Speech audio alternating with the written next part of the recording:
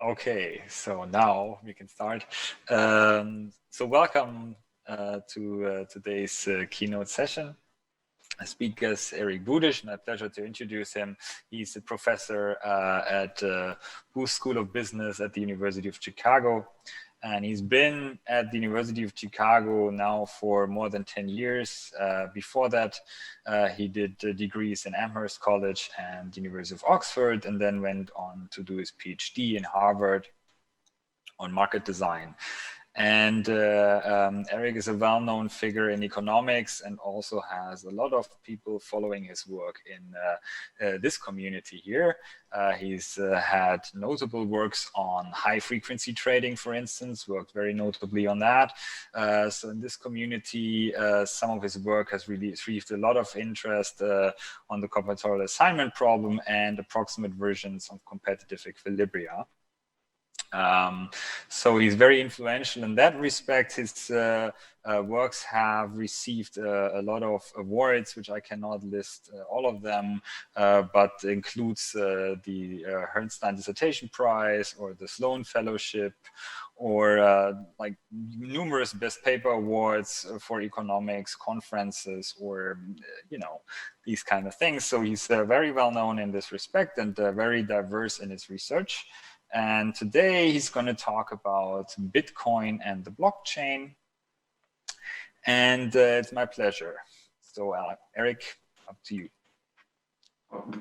Thank you, Martin, and thanks to all of you. Good morning, good evening, wherever you all are, and I hope you're all doing well or doing okay in these times. So I'm very happy to talk with you about this research. This is something I've been working on for the last two and a half years. It's making a pretty simple economics argument about a computer science innovation, about a pretty at core complicated and ingenious, but I'll argue economically limited computer science innovation. So what I'm going to do is on the very first slide, just give you the structure of the overall argument of the paper, because this is a paper that makes an argument. Let me sketch out what that argument is. I'll then go on a several slide digression defining or describing the key elements of Bitcoin and the Nakamoto blockchain. For some of you, I will do this at a level that you will find offensively simplistic. For some of you, this will be refreshingly clear. It kind of depends on how immersed you are in this world.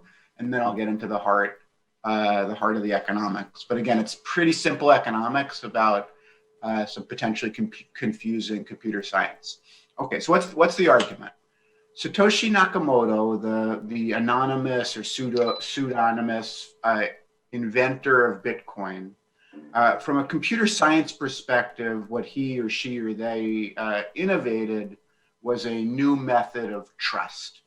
And in particular, a way of generating trust in a data set, in this case, a payments ledger, that is, I'll use the phrase anonymous and decentralized. It doesn't rely on any named institution, and the trust is kind of dispersed across a decentralized network. There's no one government or financial institution or otherwise known source of the trust. It's a new kind of trust. This trust is generated by a large decentralized mass of compute power all around the world. Actually, last measurement, the mass of compute power is able to conduct about 150 million trillion calculations per second, just as a rough order of magnitude.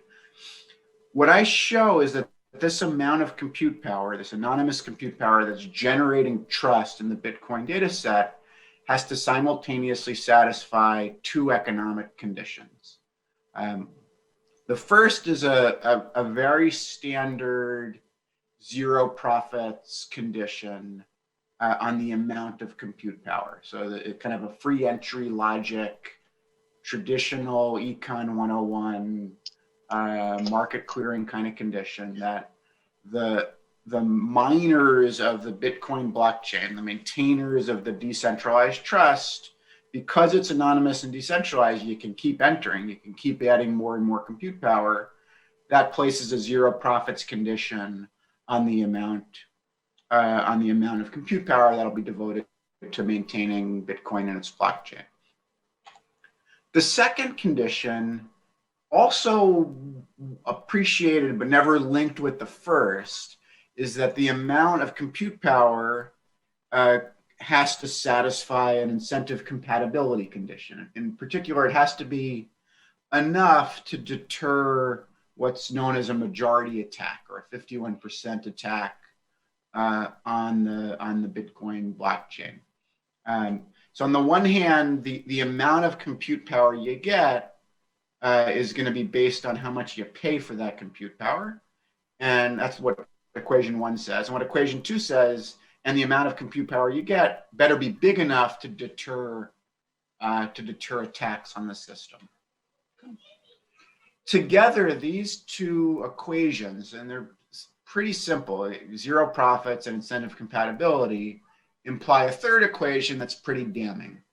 And what this third equation says in words is that the recurring payment to this large decentralized anonymous mass of compute power, which you can think of as a flow, and every 10-minute payment to the compute power, that recurring flow payment has to be large relative to the value of attacking and bringing down the whole system.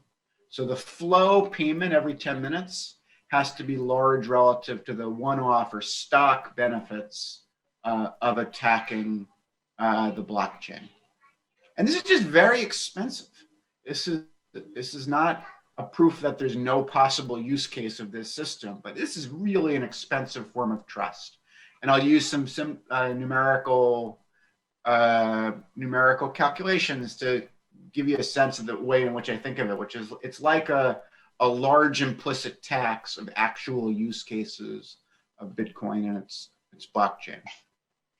All right, so the paper gives a way out, which is if you give an argument at the University of Chicago lunch table, not that we have a lunch table these days, and say, here's my argument for why this system can't be useful, and or why it should be attacked, and it hasn't yet, you better also have the counter. You better be able to respond when someone says, well, why hasn't it already happened already? If there's a $20 bill on the ground, why hasn't it been picked up? That kind of thing. And the way out of this argument relies on the combination of two things. So one, that the technology used to maintain the trust is very specialized to Bitcoin. And that's true of these ASIC chips, which I'm sure many of you are familiar with. One. And then two, if you concede that an attack on a system would not only successfully double spend, successfully in a sense steal money, but would also cause a collapse of Bitcoin. So I'll call that a sabotage. This combination of two features, specialized technology and an attack being a sabotage, is enough actually to make an attack a lot more economically expensive. But that's a pretty important concession to say, well, the security of Bitcoin, one, depends on specialized technology, and two, depends on the system being terrified, the economic system being terrified of an ultimate collapse of the whole, the whole shebang. And this analysis points to some collapse scenarios. They haven't happened yet, but the kinds of scenarios to be nervous about in the future. Okay. So that's the overview of the argument. Now let me get into a description of Bitcoin and the blockchain, and then get into the economics. Okay. And just to, I've said this already, but the overall take that comes out of this paper, I genuinely appreciate the computer science innovation, and I think I'll use the phrase ingenious. But what I want to underscore is that I think there's some intrinsic economic limits on how useful this form of trust can be. And I hope in the questions we focus not just on Bitcoin's price, which you can ask me whatever questions you want about that. I don't have a forecast. I don't have a long or short position in Bitcoin. That would be a massive conflict. But on use cases, on economic usefulness. And what I'm arguing is that it's 12 years in, it's unlikely that it will become as economically useful as some of its staunchest proponents would argue. Okay. All right. So what is the Nakamoto blockchain? What is this ingenious innovation? The building block of a payments ledger is a transaction. A transaction, think of as having a sender of money, a receiver of money, an amount of money, and a signature. So Eric sends to Martin 1 Bitcoin signed by Eric. It's not, it'll be a little bit more anonymous than that, but think of that as a transaction. The signature, the signed by Eric, uses a standard cryptography ideas, so cryptography that's been around for several decades now.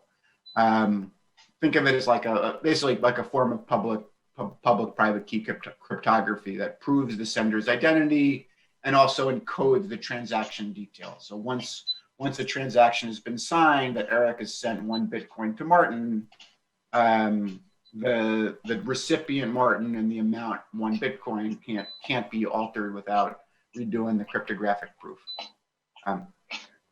Imagine we accumulated transactions on a Google document, on a Google spreadsheet. The cryptographic signature would already add a level of serious trust to such a Google Doc. If there was a transaction on this Google Doc that Eric sends Martin 1 Bitcoin signed by Eric, the signature proves that it was initiated by Eric. But what are the worries? So one worry is, well, I could send money that I don't actually have. I could send money I do have, but I could send it to Martin and Nick at the exact same time. Or I could delete a transaction. I could put up a transaction where I send money to Martin and then subsequently delete it. So a Google document, despite the use of cryptography, a Google Doc's not going to be enough. We could have a trusted party keep track of transactions. So like a bank or a government or Martin, someone we trust. And that would actually work just fine regarding all of these issues if we had a trusted party. But the whole point of Bitcoin and the Nakamoto blockchain is to get rid of the trusted party. All right, so what did Nakamoto come up with? Transactions, so sender, receiver, amount, signature, gets submitted to a holding tank, a pending transactions list.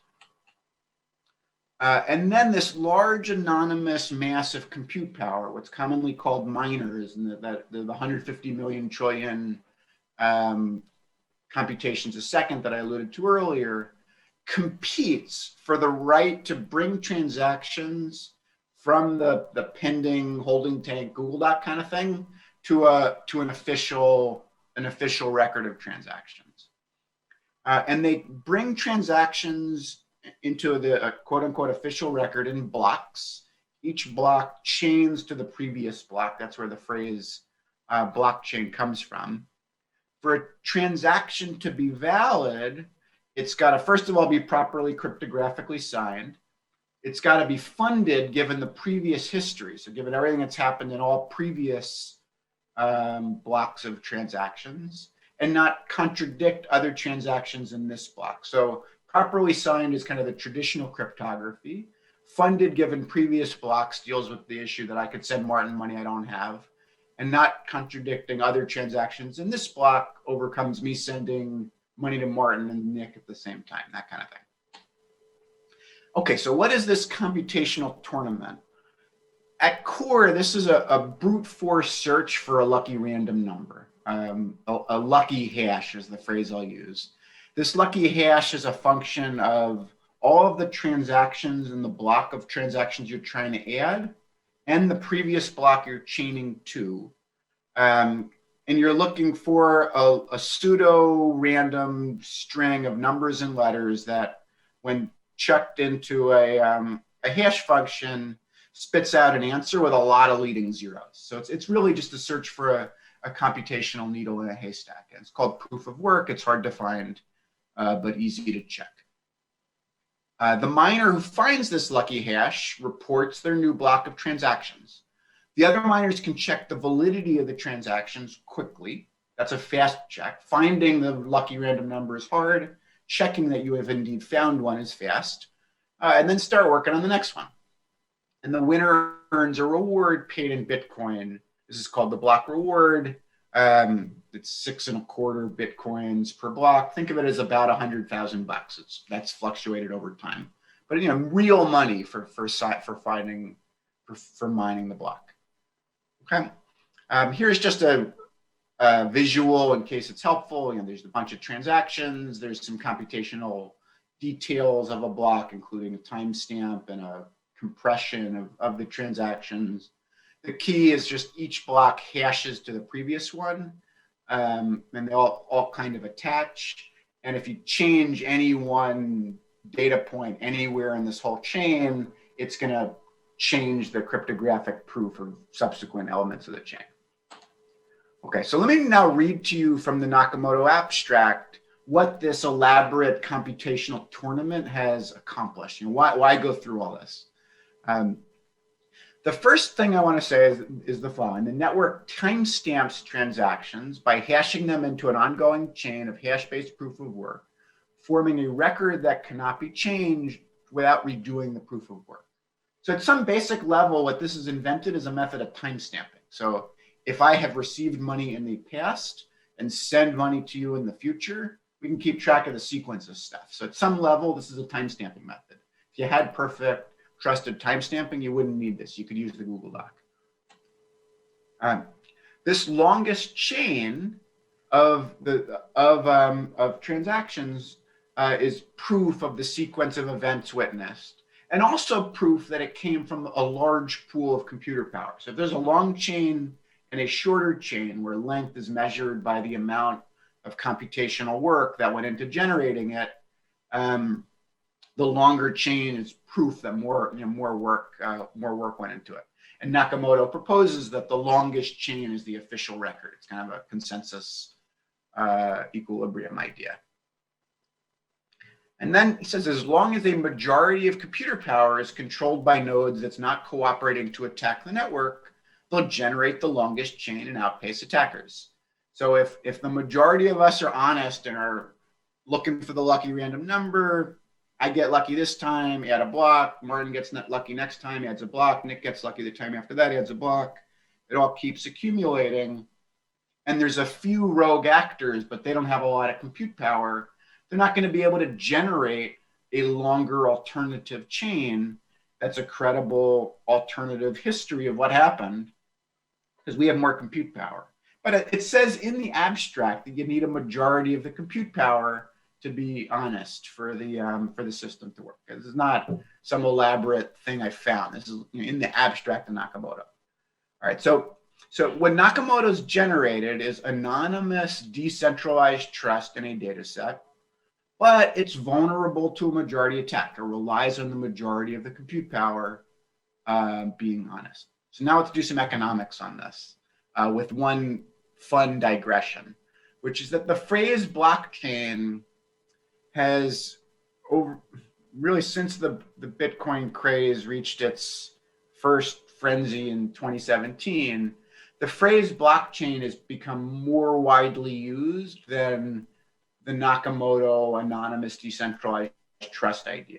And in particular, distributed databases among known trusted parties are sometimes called blockchains. So here's a great Matt Levine quote. He says, if you announce that you are updating the database software used by a consortium of banks to track derivatives trades, the New York Times will not write an article about it.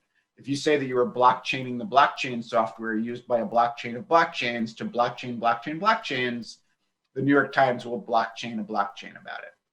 Right? So my critique is of blockchain in the genuine computer science contribution sense of Nakamoto, not distributed databases. Distributed databases where the source of trust is traditional, that's a useful invention. It's old.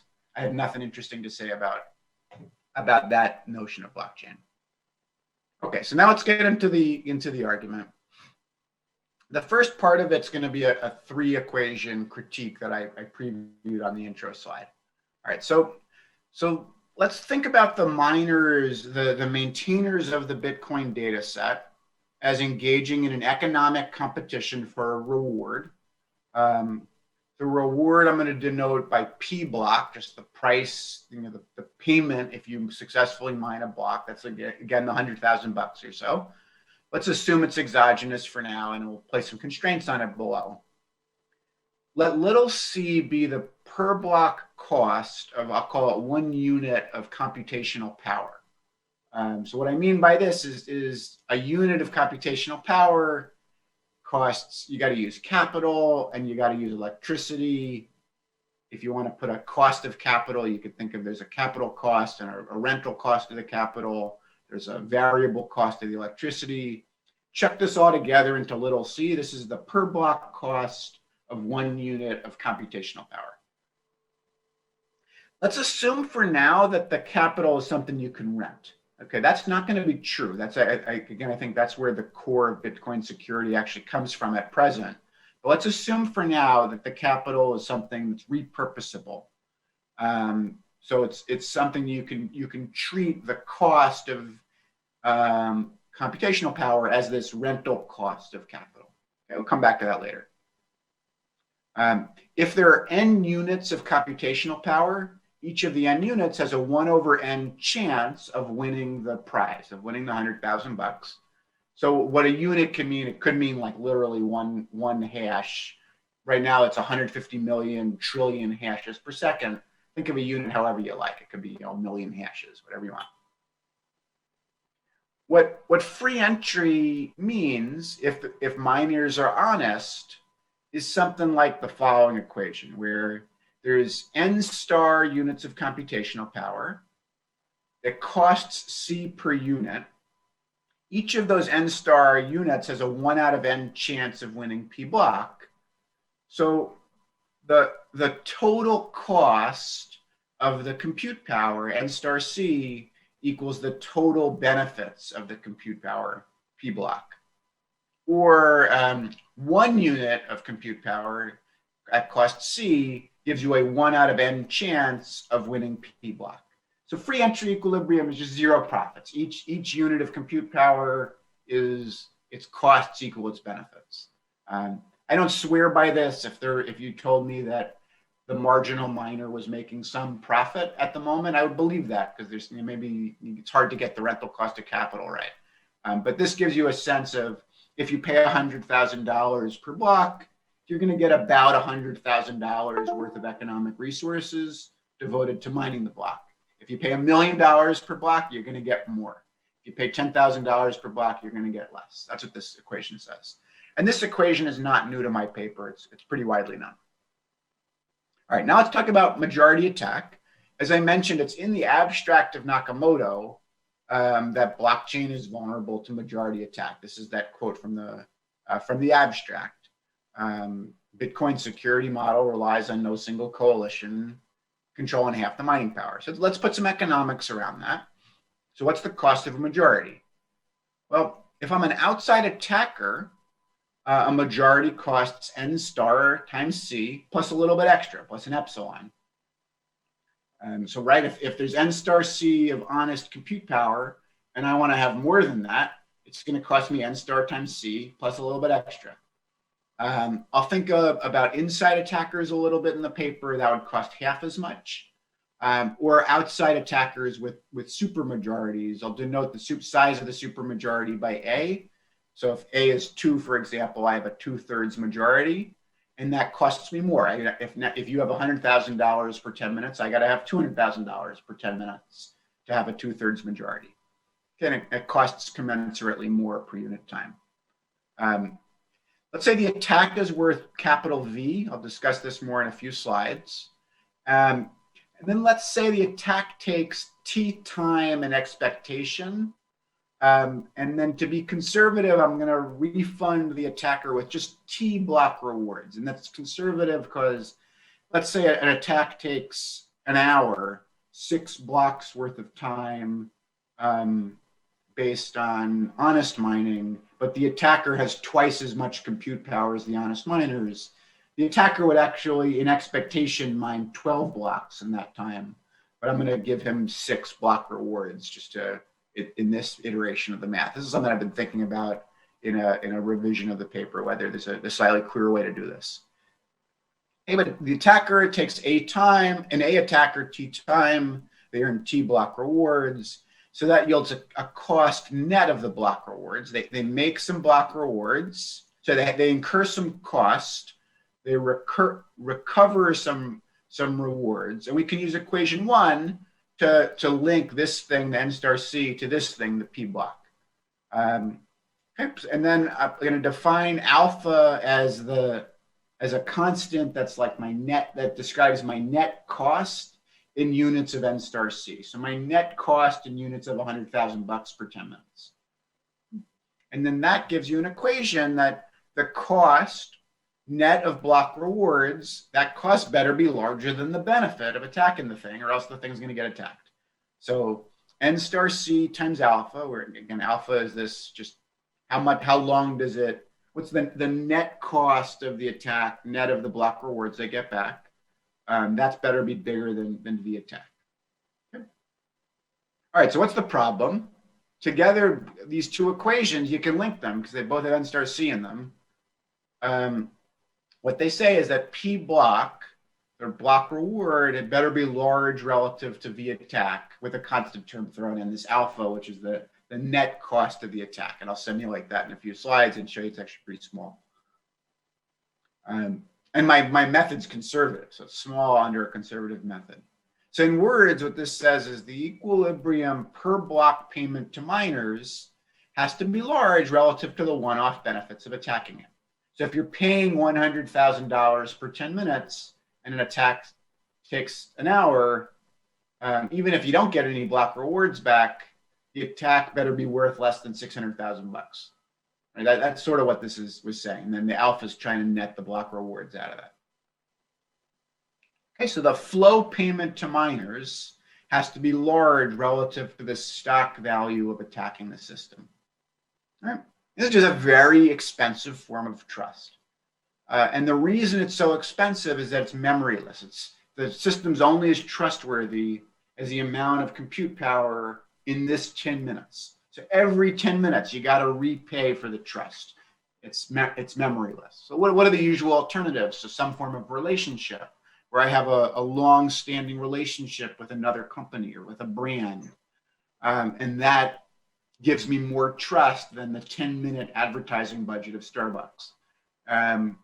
Rule of law can be a valuable source of trust. Where I have more trust in a counterparty than they're spending on the trust this 10 minutes. So law helps, reputation helps.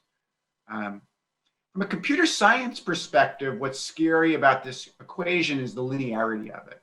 The security is linear in the amount of compute power. If the attack goes up by 1,000 times, so if an attack is worth $1 billion instead of $1 million, you got to pay a block reward 1,000 times larger. And just think about other security models using cryptography, military defense, rule of law. Linear is a very expensive security model. Okay. All right, so that's the critique. And now let's get into thinking about some attacks and collapse scenarios. All right, so the canonical attack, actually, let me spend one slide on just clarifying what an attacker can and can't do. So what an attacker can do is solve the puzzles fast. What this allows the attacker to do is create a longest chain that is an alternative longest chain, and then replace the honest chain at a strategically opportune moment. So what the attacker can do is they can control what transactions get added. They can remove recent transactions by taking what used to be the longest chain and replacing it with a different one. The attacker earns block rewards for their alternative chain. What the attacker can't do is quote unquote steal all the Bitcoins. You're not creating new transactions that spend other people's Bitcoins. And that's because of again, initiating a transaction uses traditional cryptography with good cryptographic signatures. Even if I have a majority of the compute power, I don't have Martin's password, right? So the canonical thing to worry about is called a double spending attack. So where I spend Bitcoins, so I send Bitcoins to a financial institution or a merchant in exchange for stuff. I allow that transaction to be added to the blockchain. An escrow period goes by, so I get the stuff. And then I subsequently remove that transaction from the blockchain using my majority force. And so I make some assumptions in the paper to translate the double spending attack into values for the attack and a net cost of the attack alpha. What the assumptions are trying to do is convey that the value of an attack is larger, the larger are the use cases of the system. So the key item in this equation is V transaction with an upper bar. What this is trying to say is, can you attack $1,000 of drugs off the dark web at a time, or can you attack $100 million of wealth transfers to Goldman Sachs at a time? That's what V transaction is trying to capture. Is like is the usefulness? What are the use cases of the system on a per transaction basis? And then if you're going to attack the system, you're not going to attack for just one transaction. You'll attack for many. You make use of your computational majority. The way I calibrate that is I just say you attack an entire one block worth of transactions. But you could attack less than that. You could attack multiple blocks worth. Excuse me. That's just a way of getting some clean numbers. There's an escrow period of E blocks. For now, I want to assume the attack does not subsequently tank the value of Bitcoin. I'll come back to that in just a moment. Right, so under these assumptions, the equation from before becomes the same equation on a per transaction basis, where the payment to miners per transaction, so just take the block reward divided by the number of transactions, has to be large relative to the value of large transactions. So if an attacker was engaged in these $100 million transfers with Goldman Sachs, like what's the average transaction value divided by this alpha net cost of attack thing? Okay. Just to kind of clarify what the double spending attack looks like, here's the block pre-attack. The attacker sends Bitcoin to banks or exchanges or whomever. There's an escrow period. After the escrow period, the banks or other financial institution release assets to the attacker in exchange for the Bitcoins. In parallel, the attacker was mining their own private chain. The attacker sends that same Bitcoin elsewhere to a cousin account. And then after they've gotten the assets from the bank, the attacker releases their alternative longest chain. This is now the new official record. So the attacker has successfully double spent. He has his Bitcoins back, but he also has the assets from the exchange. So here's some simulations I ran in the paper just to kind of give numbers to duration and costs of attack. Let me focus on a few specific numbers from this. So let's say you have a 5/4 supermajority, so 1.25 supermajorities. You have I should actually rather say 5/9. You have 5/9 of the total compute power. If there's no escrow period, on average, it'll take 6.5 blocks to outpace the honest chain. If there's an escrow period of 6 blocks, it'll take on average 13 blocks to outpace the honest chain. This is stochastic, just luck of the draw. I'm also going to think about much longer escrow periods, up to 1,000, which is about a week. For that, I'll consider a much smaller majority because law of large numbers works with you. Kind of takes as long as the escrow period to outpace. The expected computational cost of the attack in gross terms is up here. It's basically the 1.25 times the duration of the attack, and then net out the block rewards, and you get your alphas. So here is 3 1/3 is the alpha if you have a 5/9 supermajority and a 6 block escrow period. With a 1,000 block escrow period, the alpha is 50. So what does this tell you? These are some of the alphas I plucked from the previous slide. These alphas are like, they give you a sense of what the tax is as a proportion of the largest kinds of transactions available on Bitcoin. So the $100 million to Goldman Sachs kind of transactions, as opposed to the $100 at Starbucks or $1,000 on the dark web kinds of transactions. If it becomes simple to transact millions of dollars at a time using the Bitcoin blockchain, these kinds of numbers suggest that you need a per transaction payment that's quite significant, 2 to 60%, to prevent the system to keep the system secure against attack. And this seems quite expensive. Well, no, like right now, if you want to transact Bitcoins, most people use exchanges. Exchanges charge a few percent. To me, that seems crazy. I mean, if you want to make an argument that it's a store of value, a couple percent to access value is a lot. But maybe I'm wrong on that. Okay, so some takeaways. Seems very consistent with early use cases of Bitcoin. I think it casts some doubt on Bitcoin as store of value. I'll say some doubt because a store of value like digital gold, like how the hesitation of saying it casts complete doubt is the transaction frequency. If you access the value every once in a while, like every several years, maybe a 10 or 20% tax on that's acceptable. But as a major component of the financial system, a major part of financial system plumbing, I think this analysis casts severe doubt. Just because the fees are the implicit fees to keep the thing secure are too high. For the system to be secure for large transactions requires tax rates that just seem crazy for small transactions. I think the surprise to computer scientists was that the escrow period isn't more protective. So the alpha doesn't grow more dramatically with E. And the intuition is the attacker is getting compensated for the escrow period because they get the block rewards back. So unless you assume the attack collapses the system, the escrow period isn't as protective as a lot of people previously thought. All right, so the obvious response to this analysis, and what many of you, particularly those of you who like cryptocurrencies, are probably thinking about, is that there's something about this double spending attack that seems off because it would get noticed by the community. And formally, a way to think about this is that it would cause a decline in the value of Bitcoin. The attacker needs to hold Bitcoin to engage in the double spending attack.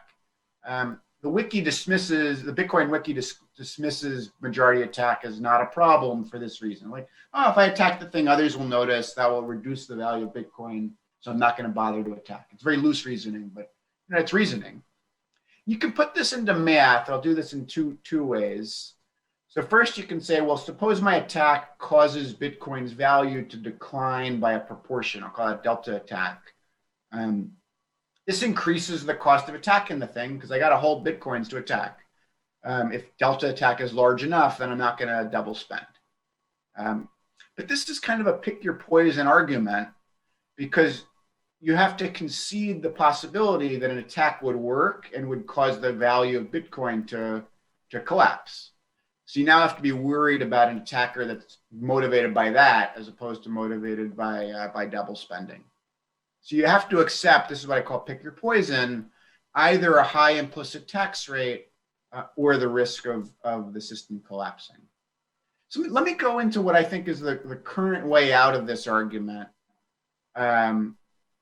which is the increased cost of attack if the capital is specific to Bitcoin. So what I've assumed so far is that the attacker's cost is a flow cost of mining the blockchain, this little C guy, the rental cost of capital plus electricity. If it's the case that the following two things are true. So first, that the technology is specific to the Bitcoin blockchain, so not repurposable for other use cases. And the attack is a sabotage. It collapses the value of that blockchain and hence of that specific technology. Then you want to charge the attacker a higher cost. It costs value of the computers I'm using to attack with, not the flow cost of the electricity and the rental cost of that compute power. And these two conditions seem likely to hold for Bitcoin at present. The technology is specific, and a majority attack on Bitcoin probably would collapse the thing. So the flow cost approach I've used in the first half of the talk, or in the first bulk of the talks, appropriate in a lot of situations. So first, if the most efficient chips are repurposable, this was kind of the original Nakamoto vision: 1 CPU, 1 vote. Second, if the most efficient chips are specialized, but repurposable chips are close enough. Third, if the most efficient chips are specialized, but there's a lot of previous generation specialized chips that that kind of exist in surplus. You can kind of get free surplus chips from a generation ago that are good enough if you want to attack. So it'd be more expensive on a flow electricity basis, but good enough for attacking. And then fourth case is just the attack doesn't cause the system to collapse. Then it's I attack, pay the flow cost, and go back to business as usual. But I think it's not appropriate at present because we're probably in what's called case 5, which is that the most efficient chips are specialized, these ASIC chips that are really remarkable and very tailored to Bitcoin. The repurposable chips are nowhere close, and there isn't a glut of earlier specialized chips, and the attack will be a sabotage. So if all of these things are true, then you want to charge the attacker the stock cost of the capital, not the flow cost of renting the capital. This is because of the nature of the Bitcoin technology at present. All right, so let's think about this case 5. And this is the case for which the incentive constraint's the least constraining, which is hardest to attack the thing. So you now want to think of the IC constraint as what's the cost of the stock value of the capital, not the rental cost, the 10-minute rental cost, but the cost of all the compute power, and compare that to the value of sabotaging the system. So the way I think about this thing on the left is at the time of the paper, it was about 2 billion. My RAs, and I looked it up again yesterday, it would now be more like 3 or 4 billion. But take what's a cutting edge Antminer ASIC machine? And that delivers a certain amount of hash power for a certain amount of dollars, and just count up like how much would you have to spend on Antminers to have enough hash to have a majority. So that's a crude calculation, but it gives you an order of magnitude. It'd be a few $1 billion. So sabotaging the system would cost a few $1 billion at today's technology. So we still have a pick your poison. You either have to concede the high implicit tax rate or concede that for a few $1 billion, you could bring the thing down. And you also have to concede that the security of the system relies on the specialized equipment. So we're not in Nakamoto paradise of 1 CPU, 1 vote. And I think I would also emphasize that these amounts of a few $1 billion are still small if Bitcoin becomes serious, if Bitcoin becomes a meaningful part of the global financial system. So if you wanted to attack the Federal Reserve System or Fort Knox or the Chinese government, like if you wanted to, it's not a few $1 billion. We're talking, this is within the range of like a lot of billionaires, right? Your typical billionaire couldn't bring down the US dollar. All right, so suppose I'm right that the Bitcoin blockchain actually doesn't satisfy my first condition. It would be vulnerable to attack if the cost of attack was the rental, but it does satisfy this second condition where it's not at the moment worth billions of dollars to bring the thing down. What could cause that to change? What could cause this second? What could cause the situation to change such that there is in fact a majority attack? So first, it's just the chips get cheaper. So something changes in the chip market, rather, and then you go back to the flow cost, not the stock cost, and the thing gets cheap enough to attack. a source of potential change to the chip market, and this kind of been the opposite of what's happened over the last 6 months, but if Bitcoin's value falls enough for other reasons, it's a speculative asset, if it speculates down rather than speculates up, then there'll be less honest mining capacity, and that could cause it, help economically create a glut of chips. It could come from the chip market itself, or it could come from the value of Bitcoin to miners. Second, if repurposable chips get efficient enough, this would take a technological breakthrough. And then third, if just the sabotage becomes sufficiently tempting, so future markets grow, where Bitcoin grows in economic importance, such that some rogue actor is willing to spend billions of dollars to take the thing down. Right? There have started to be a lot of 51% attacks, not in Bitcoin, not in Ethereum, but in a lot of second tier or third tier cryptocurrencies is kind of a list. The Bitcoin Gold one's probably the most interesting as a case study, but let me skip it for now. And let me just try to summarize and leave some time for questions. So Nakamoto invented a new form of trust. It's a really cool, clever, deep innovation. It creates anonymous, decentralized trust in a data set.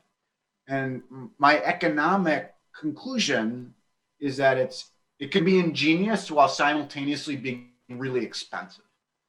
Those two things are not inconsistent. So my take is ingenious but expensive. As a reminder, that for the trust to be meaningful, the flow cost of maintaining the trust, currently over $100,000 per 10 minutes, has to be large relative to the value of attacking the trust. That's the Nakamoto innovation. So you have to pay the miners enough relative to the highest value actual uses of Bitcoin, and this is like a tax on using the system. You can get around this argument by conceding that, number one, an attack would sabotage the system, and secondly, that the attack relies on specialized chips. The security of the system relies on specialized chips. So you can get around my argument, but it requires some significant concessions, and that's why I call it pick your poison. And then the analysis points to some specific collapse scenarios. So my overall message is there's some intrinsic economic limits to how economically important Bitcoin can become. If it gets important enough, it will be attacked. If you bring in rule of law to protect it, then it becomes a lot harder to attack. But you've then also given up the ghost of the argument. Right? As soon as Bitcoin believers will be like, well, maybe now is the time to bring in rule of law, which kind of strikes me as bizarre. But I want to emphasize the model is consistent with the earliest uses of Bitcoin and blockchain. I'm skeptical for more financialized uses of the technology, so major component of the financial system. I'm not skeptical of distributed databases more broadly, if you want to call these blockchain or not. It's up to you. But what I'm highlighting in this paper is exactly that part of Bitcoin and Nakamoto that's so ingenious relative to traditional distributed databases, and the anonymous decentralized trust that emerges from this large, massive compute power around the world that also makes it, I think, economically limited. But let's hear what you all think. So let me stop there and leave 10 minutes for questions. All right, thank you, Eric, for the interesting talk. So let me open up the floor to questions. Are there any questions? So I didn't see any questions in the chat so far, but yeah, feel free to just unmute yourself, and if I can see your face too, that makes it a little bit more human. So, but.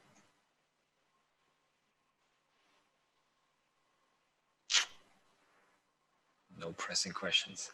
So then let me maybe ask a question. So, okay, so this is a critique of the existing system as I view it. So, and a prediction that if, you put too much emphasis economically on this Bitcoin system, then things will get attacked and things will collapse or get unstable. So is there like a market design perspective from this analysis? Like what would be a fix, or what would be a change? Is it that this proof of work mechanism is vulnerable and it should be replaced by something else? Or is it that these kinds of distributed trust systems are? Yeah, that's a great question. So I think the mechanism design, and then I'm sure there's a lot of grad students or young researchers in the room.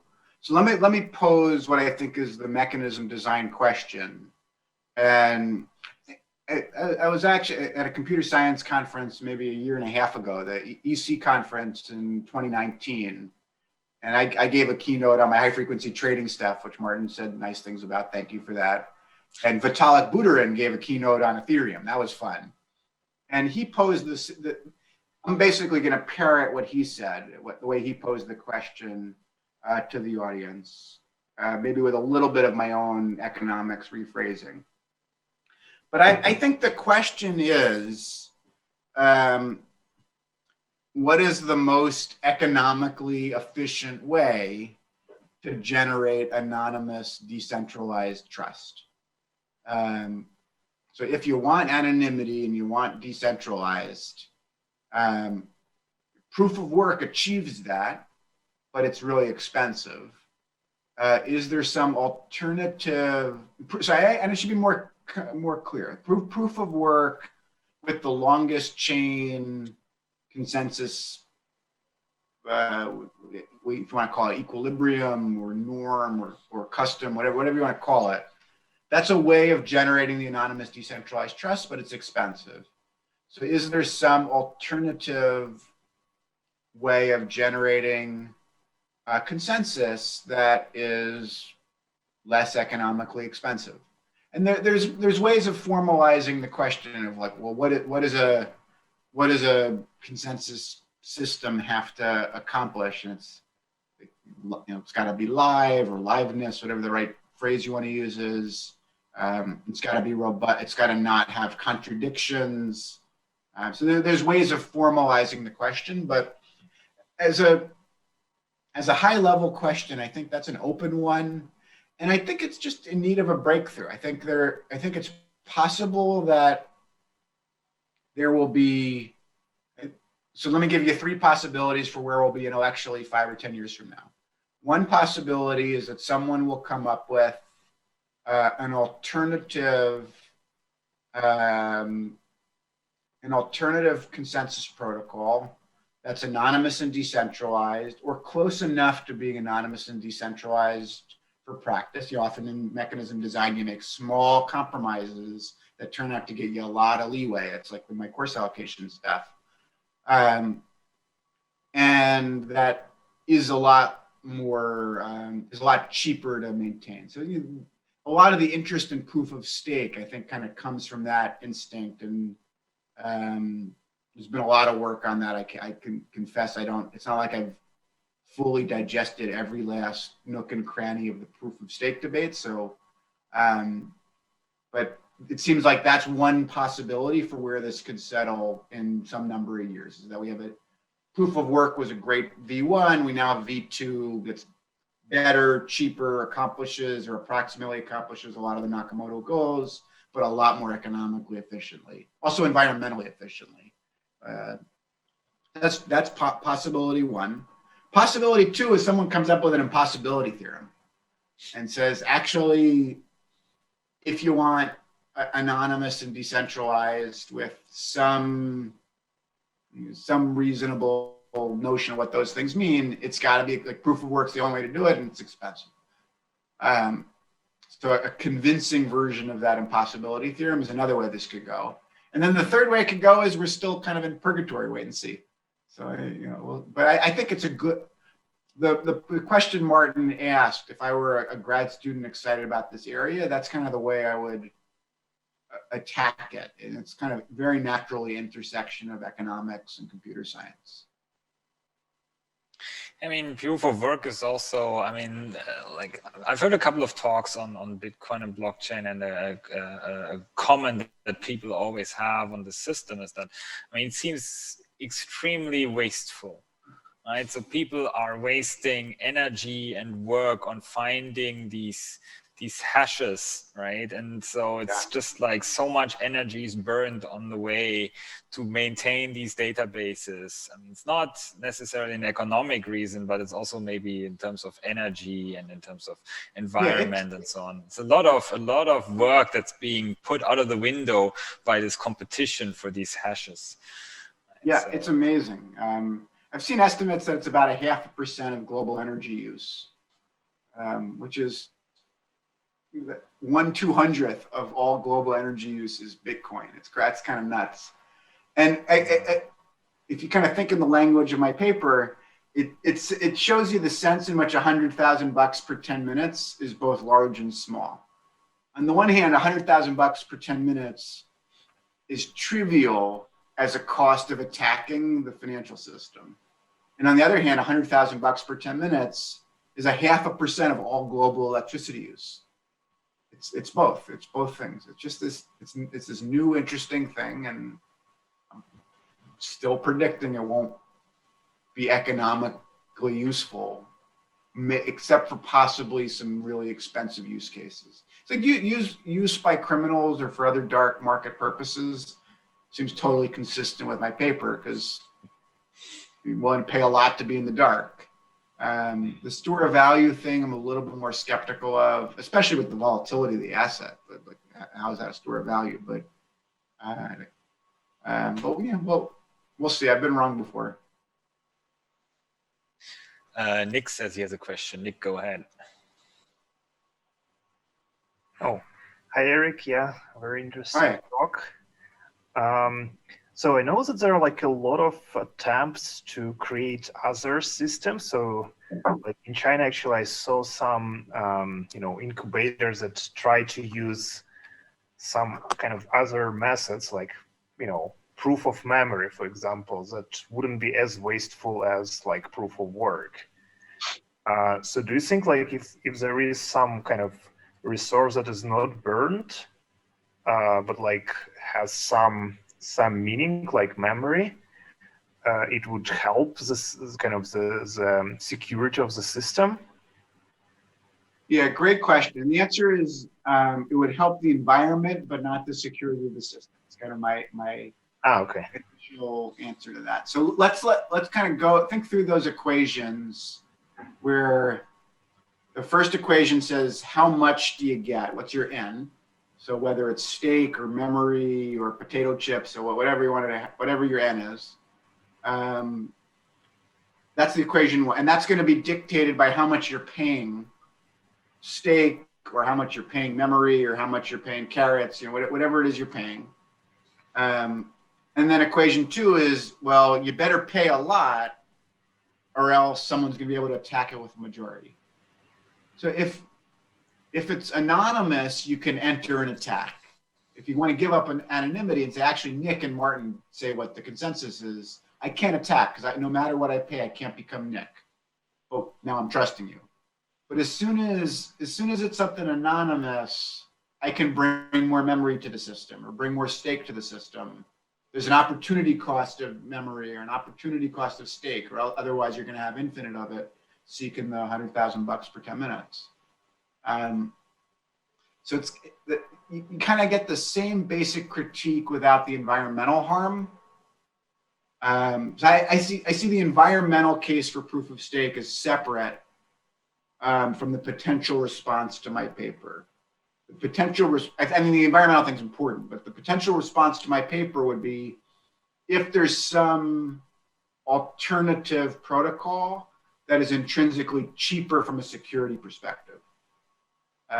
So if stake has some memory, it could still be anonymous, it could still be somewhat decentralized, but it's got some memory to it. So maybe that gives you grip and ways to have the system be more expensive to attack. That's the sort of argument I would expect could work, but it's a separate point from the environmental point you raised. So I think if you could do it over again, you'd find some way to do the proof of work without it contributing to global warming so much. But the basic three equations would go through still. Actually, Joshua Gans and Neil Gandol have done some extensions of my work to proof of stake specifically, for example. Okay, there's a question from YouTube. What do you think of Bitcoin's transition to transaction fees from block rewards? Do you think that would change miners' economics? That's a great question. You'll notice that the way I set up the analysis, I just used that P block thing, the payment to the miners. Currently, most of that payment comes from the block reward, as this questioner is alluding to, right? Six-ish Bitcoins, 20,000 bucks a Bitcoin these days. I hope you bought some in March. You're all rich. That's over $100,000. There's 1,000 to 2,000 transactions in a block. Equivalently, each transaction could pay $100. That would also get you to $100,000. Something's got to pay the miners. If you didn't have the block rewards and you only had transactions fees, and each transaction paid $100, you'd have just as much mining as you do today, because it would be still about 100,000 bucks per block. If the transaction fee were more like $1, the reward to mining would be a lot lower than it is today. There'd be a lot less mining, hence a lot less security. So one way or another, money's got to flow to the miners, and that dictates how much mining you get. But I think it's a really good question for thinking about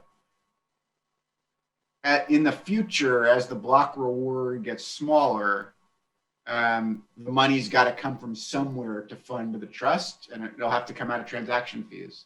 It will feel more directly like my critique when we get to that point in the future.